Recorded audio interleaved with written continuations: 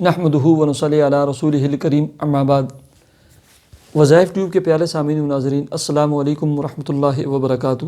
پیارے سامعین و ناظرین، بہت سارے دوستوں نے سوال بھیجا تھا کہ ہم اپنی سگی بہن کو زکوٰۃ دے سکتے ہیں یا نہیں دے سکتے، ایسے ہی اپنے ماموں کو، اپنے چاچے کو، اپنی خالہ کو، اپنی پھوپھی کو زکوٰۃ دے سکتے ہیں یا نہیں دے سکتے۔ پیارے سامعین و ناظرین، اصول یاد رکھیں، 2 نسب کے رشتے اور 2 نکاح کے رشتے، ان میں زکوٰۃ نہیں دے سکتے۔ نسب کے رشتے یعنی اصول، انسان اپنے والدین، ماں باپ، دادا دادی، نانا نانی اور اس سے اوپر، اور فروع، بیٹا بیٹی، پوتا پوتی، نواسہ نواسی، ان کو زکوٰۃ نہیں دے سکتے۔ اور میاں اپنی بیوی کو اور بیوی اپنے میاں کو زکوٰۃ نہیں دے سکتی۔ اس کے علاوہ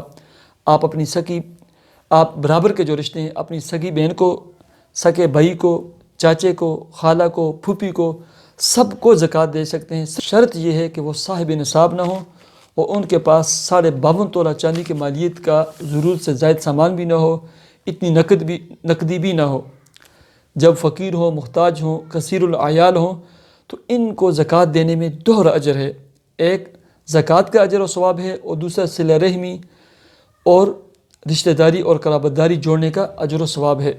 لہٰذا آپ سے میں درخواست کرتا ہوں، کوشش یہ کریں، اللہ نے اگر آپ کو وسعت دی ہے، آپ کے اوپر زکوٰۃ بنتی ہے، تو زکوٰۃ اپنے فیملی اور اپنے خاندان کے لوگوں کو دیا کریں، تاکہ آپ کو ڈبل اجر و ثواب ملے۔